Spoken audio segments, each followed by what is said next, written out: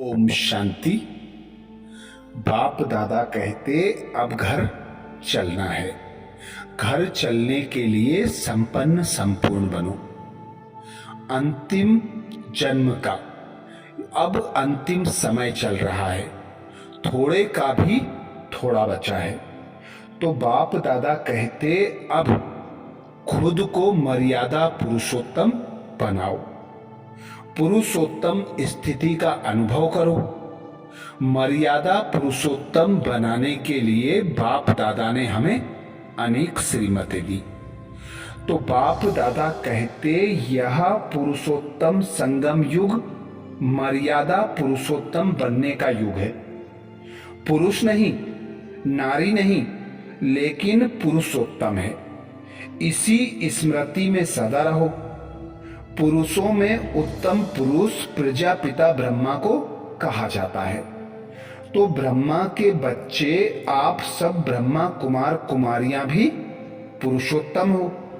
जो ऐसी पुरुषोत्तम स्थिति में रहते हैं उनके बोल भी ऐसे होते हैं जो सुनने वाले चात्रक रहते हैं। उनके वाक्य नहीं अनमोल महावाक्य होते हैं।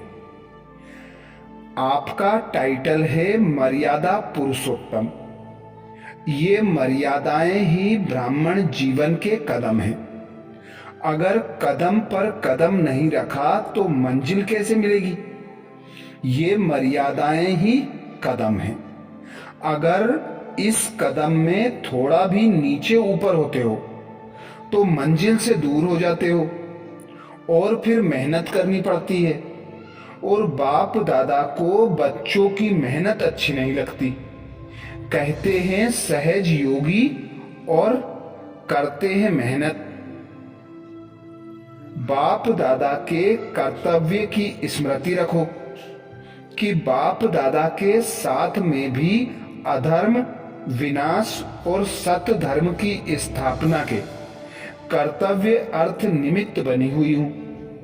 जो अधर्म के विनाश अर्थ निमित्त हैं वह स्वयं फिर अधर्म का कार्य व देवी मर्यादाओं को तोड़ने का कर्तव्य कैसे कर सकते हैं?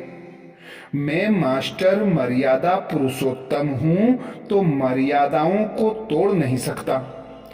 ऐसी स्मृति रखने से कमाल। बाबा कहते ऐसी स्मृति रखने से समान और संपूर्ण स्थिति हो जाएगी। ब्रह्मा कुमार तो हो लेकिन ब्राह्मणों के कुल की मर्यादाओं को जानकर ऐसे मर्यादा पुरुषोत्तम बनो जो आपका एक संकल्प वायुमंडल पर प्रभाव डाले। जो फूल होता है वह कभी फेल नहीं होता है। फूल की निशानी है एक तो फील नहीं करेगा, दूसरा फेल नहीं होगा और कोई भी फ्लो नहीं होगा। मर्यादा पुरुषोत्तम बनने के लिए सदा के स्नेही बनो।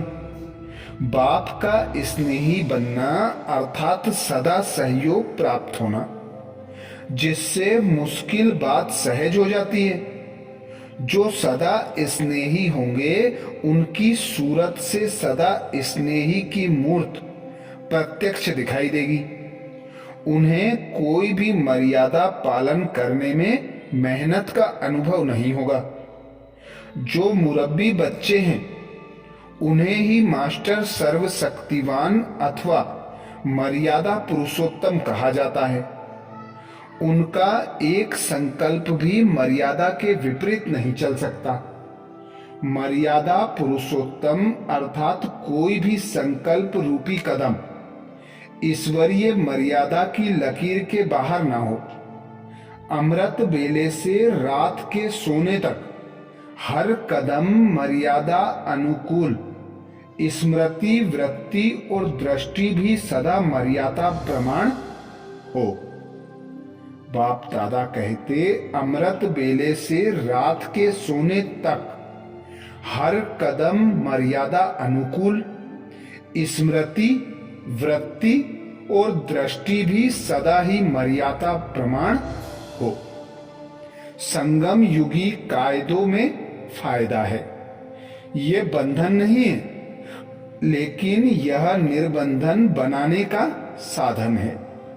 मर्यादा के अंदर रहने वाले, मर्यादाओं प्रमाण चलने वाले ही मर्यादा पुरुषोत्तम है।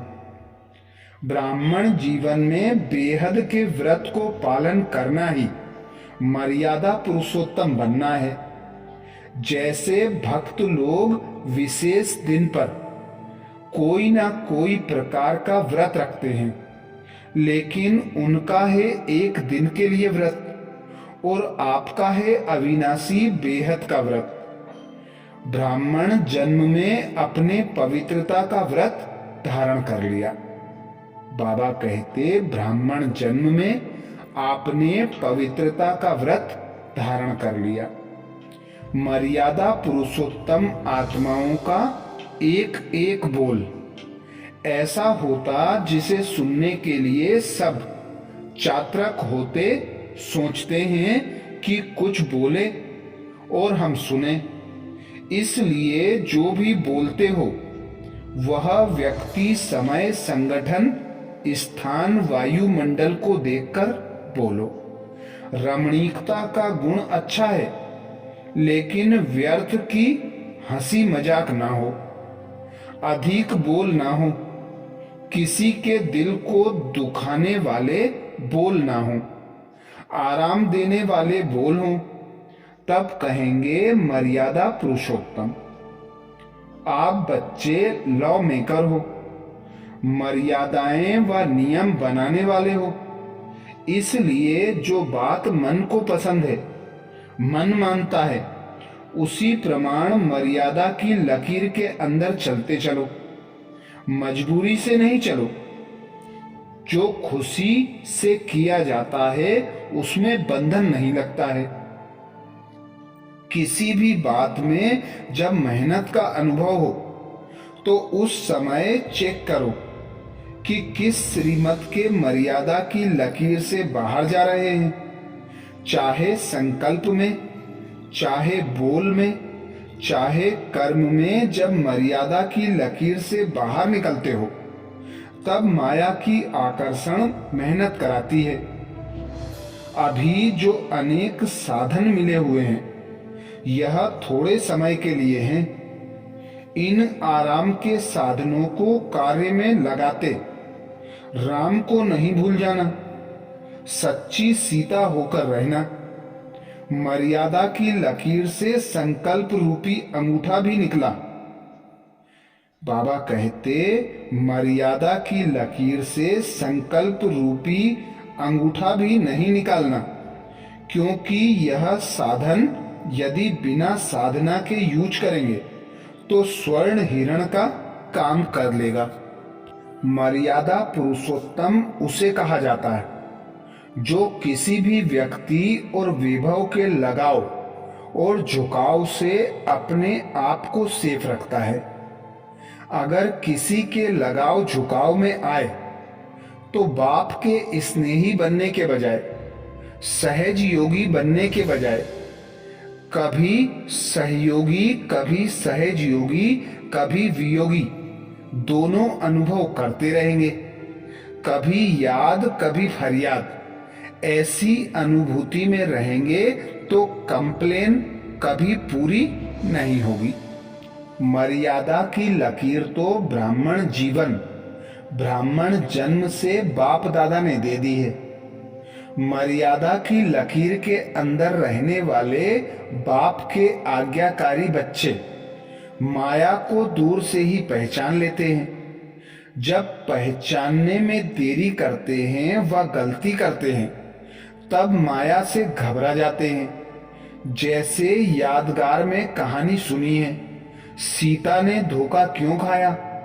क्योंकि पहचाना नहीं। माया के स्वरूप को ना पहचानने कारण धोखा खाया। अगर पहचान ले कि वह ब्राह्मण नहीं, भिखारी नहीं, रावण है, तो शोक वाटिका का इतना अनुभव नहीं करना पड़ता। माया जीत बनने का बहुत सहज साधन है। सदा बाप के साथ रहो। सदा साथ रहना अर्थात मर्यादाओं की लकीर के अंदर रहना।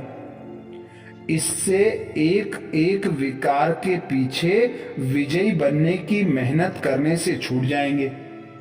जब बीज रूप बाप की याद से विकारों के बीज को खत्म कर देंगे तो बार बार मेहनत नहीं करनी पड़ेगी। बीज रूप को साथ रखो तो यह माया का बीज ऐसे भस्म हो जाएगा जो फिर कभी भी उस बीज से अंश भी नहीं निकल सकता।